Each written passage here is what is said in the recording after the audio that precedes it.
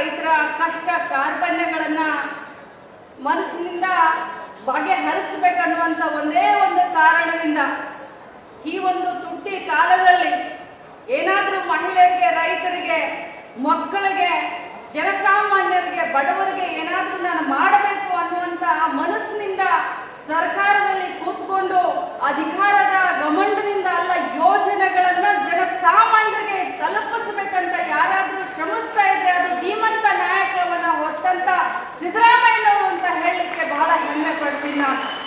ಇವತ್ತು ಒಬ್ಬೊಬ್ಬ ರೈತರಿಗೆ ಇವತ್ತು ಬರೀ 100 ಆಗಿರ್ಬೋದು, 200 ಆಗಿರ್ಬೋದು, 300 ಆಗಿರಬಹುದು, 50 ಲಕ್ಷ 40 ಲಕ್ಷ ಒಬ್ಬೊಬ್ಬರಿಗೆ ಇಂಡಿವಿಜುವಲ್ ಆಗಿ ಸಬ್ಸಿಡಿ ಕೊಡ್ತಾರೆ ಅಂತಂದ್ರೆ ಇದು ನಾ ಭೂತು ನಾ ಭವಿಷ್ಯತ್.